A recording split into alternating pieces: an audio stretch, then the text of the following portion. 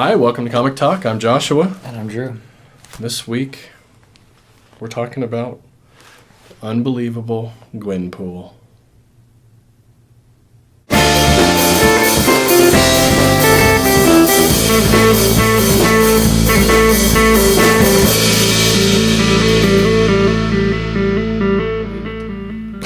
All right, so let's get right into this. Let's talk about Unbelievable Gwenpool. This is by, I have to read these. You know what? I don't know any of these people.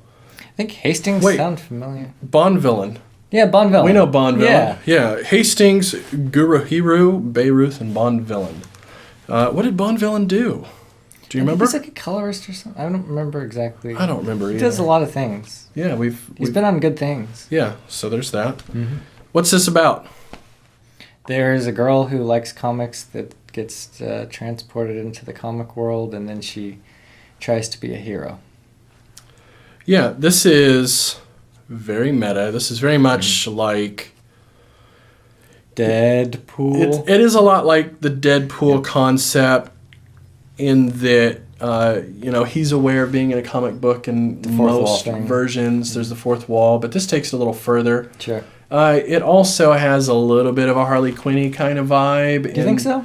Well, in that it's kind of like supposed to be a little bit cute and funny, and she's a little bit dangerous, but not really. Sure. But I think it's a lot more successful at it than Harley Quinn. That's what I would say. Yeah. This actually made me laugh. So. Yeah, me too. And I think they really ratchet up the meta-contextual thing. It's really the linchpin of this whole deal. Mm-hmm. And they take a premise and they really run with the idea in a way, man, because the premise sounds stupid to me. Sure. When you tell me, even the name, Gwenpool. Okay, so is this Gwen Stacy? That's what I assumed. Right. It must be Gwen Stacy. Somehow she's also Deadpool in pink. This is going to be stupid. Mm-hmm. But it's not really that, is it? No, and it's interesting because this is sort of a way to give a soft restart to like the conceptual framework that is Deadpool. And I think in that way, it was probably more successful than most of the Deadpool shit that I have read in recent history. Agreed.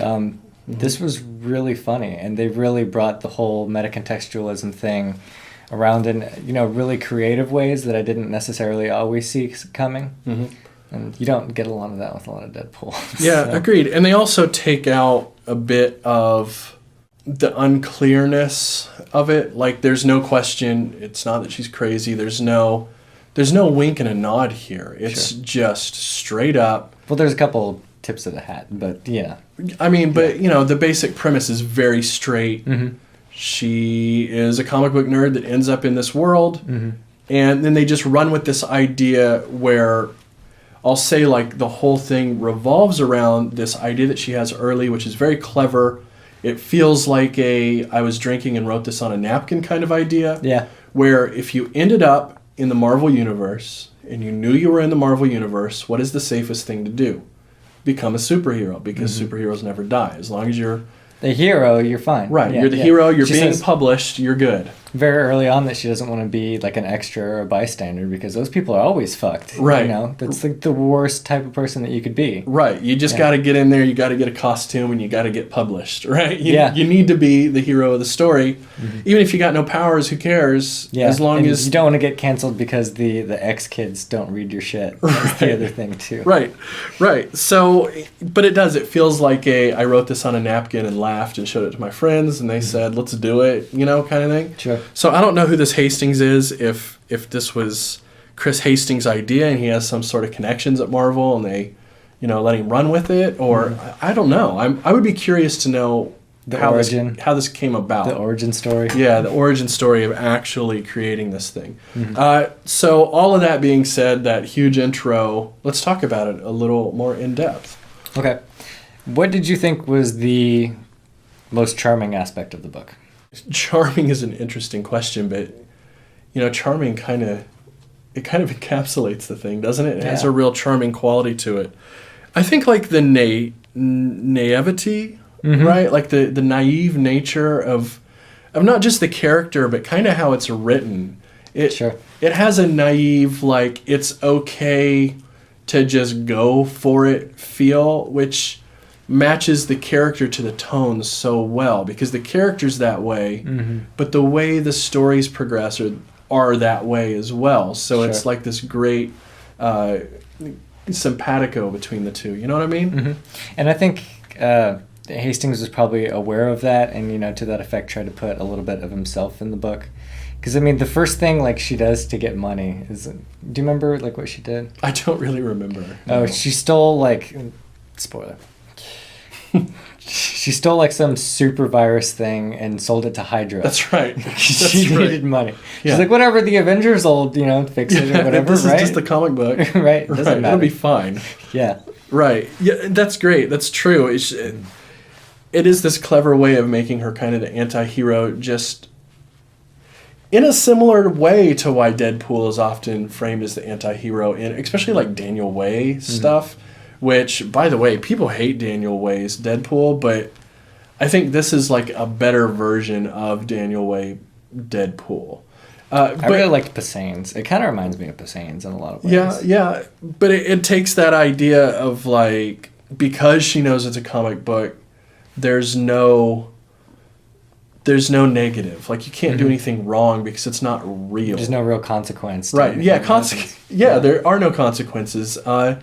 And a little bit of this is kind of a coming of age thing where, you know, as it goes, she has some consequences happen that kind of change her opinion on that, which is part of keeps it from just being a weightless adventure to having a little bit of lasting impact too as you read it. And I like that there was a little bit of build to that aspect as well, because, you know, at first she's sort of confronted by people that occupy this universe, and their point is, look, you can say whatever you want, but this shit is real to me. Right. So, like, quit fucking it up. Right. You know? And then, like, the impact just sort of gets greater over time, you know, until, like, something happens that, like, really, really affects her. So right. It was good writing on that point. Yeah, but it still balances all that with a really light, fun atmosphere. Oh, it's fun. The thing that I was going to say was most charming about this was just, like, you know, the way in which she uses her knowledge of the universe. It's, I don't know if I can really expand on it beyond that without just ruining everything, but the way in which, again, she just kind of takes that knowledge and uses it to, like, navigate the universe is amazing. Right, she uses it kind of as her superpower. Yeah, in a major way, I would say. I think she even cites it as such at a couple points. Right. Yeah. You know what else this reminds me of is the Deadpool team-up series that I think is a bit underrated, but you get a lot of that here because you get her kind of ping-ponged against some characters, like she meets Femme Thor, she meets MODOK, right? And these are characters that are normally played pretty straight, but in here they gave them the liberty of really hamming them up and making them funny. What was that book that we read where Dr. Doom was like wearing like a bathrobe and like folding his clothes? I don't one panel. It was some Deadpool what book. That was. It was something with Deadpool. Yeah. Yeah, but that kind of thing where you really have usually these very serious characters and then just taking them out of context a little bit. Right, just enough, and it's partially like they use they use this central conceit that she knows the world and who they are in ways that she's not supposed to make the characters uncomfortable that she's dealing with, and then they become like goofier and less real because of the way she can kind of goad them. Sure. Right? Like everything good in this book, I feel like revolves around that central conceit. Exactly. Is what makes the whole thing funny. It's charming. But I will say, to that same degree, or to those same ends, or to the opposite ends, I suppose, that same central conceit does run a little bit thin. Like, I'm not sure how long I can continue to keep buying trades of this if it continues to be the same basic thing that pushes it. You know what I mean? This is short enough, like, it wasn't too bad. Getting through this book, I didn't have a problem with it at all. Like, right. You know, if I was reading 2 more trades worth of this, I could see that. But again, back to the point, like, throughout this book, I didn't feel like it was a problem at all. Right. Yeah. I don't think so really either. And a lot happens. There's a lot of different characters that we get to kind of have fun with, like each episode or issue. It is kind of cartoony, so Sure. I end up going back to episode, which happens to me every time I'm reading something cartoony. I think Yeah, episode, it's pretty consistent. you know. But like each issue, there's kind of like a different guest person that's sort of featured that keeps it pretty lively, I think. Sure. Which one of these names is the artist? The artist is mostly Gurahiru, which, by the way, that's just the whole name. It's like Madonna. Gurahiru. That's it. Great sense of visual humor. Agreed, yeah. The one shining example in my mind is when she draws the dollar signs on her mask. Mm-hmm. Yeah, and like the visual humor works really well with the writing too. There's a good give and take where they don't really get in each other's way, but they tend to reinforce the jokes. Yeah. Like nothing's overstated or Right. Understated to a detriment. Right, and with as wacky of a premise this is, it would be really easy to like just go too far with everything, get into a Chip Zdarsky's Jughead kind of area, which was one of those things I think that we both liked the idea of, but it just goes too far, right? And Right. this is another thing that could have definitely done that. A lot of Deadpool does. Right, a lot of Deadpool does it well. I think that's what most people don't like about the Daniel Way, is it's a lot like this, but just too much. Like it just lays it on too thick. And There's no chimichangas in this book. Right. Zero. As kooky as this is, it never just resorts to like the obvious goofy catchphrase. Shit. Yeah. It manages to be pretty heartfelt most of the way through. And they also do a really good job, I think, of making sure that every character that speaks has personality. Which a lot of things don't do that, especially when we get into humor, right? A lot of characters are just kind of one-liner characters there for the quick gag, and there are none of those in here. And also on the humor, I feel like it does a pretty good job of, it's not a super smart humor book, but it's not lowbrow by any means. Right. No, it's somewhere in the middle.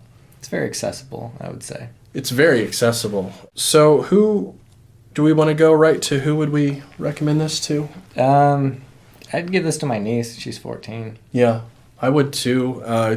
I'd definitely say anybody that knows Marvel to an okay degree. Like, you don't have to be a huge like Marvel nerd, but it does help to have a little bit in Marvel background knowledge. I think if somebody's seen like a couple of the Avengers movies, it would probably be fine. Absolutely. I agree. So. You need to understand like the basic setups here. And you need to have a little bit of comic literacy. I think I wouldn't give this to somebody as their first comic book, because it does rely a bit on understanding the comic form before you can really truly get the humor of it.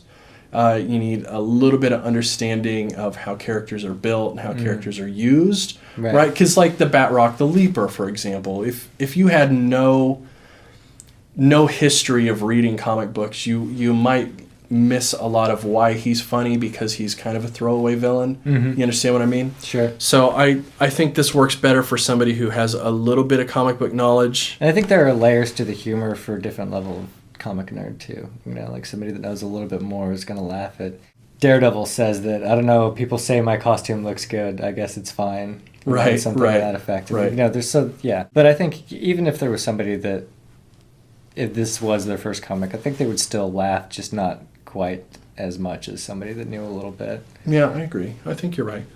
And it's a little on the light and cartoony side, so I would be a bit reticent to recommend this to somebody who's into very dark indie, brooding kind of things. I mean, if you're a Lemire fan, or you're super into like Hickman's work or something, I don't know, you might not dig this, but anybody that's into like the lighter, funnier stuff, if you can get down on like Adventure Time and Rick and Morty and things like that, you'll probably dig this too. Yeah, speaking of girls in their 20s, I would recommend this too, like all day. Definitely. Yeah. Well, so you can check back with this in the near future. We'll have more. You can click right here on this thing to subscribe if you haven't done that. That would be awesome. Otherwise, We've got a bunch of stuff coming up. We're going to talk about Joss Whedon's Astonishing X-Men. We're talking about Gail Simone's Clean Room. We got Grant Morrison stuff. Wonder Woman. Right. Plus, we're going to talk about heavy metal here sometime next month. Right. We're going to do some commentary.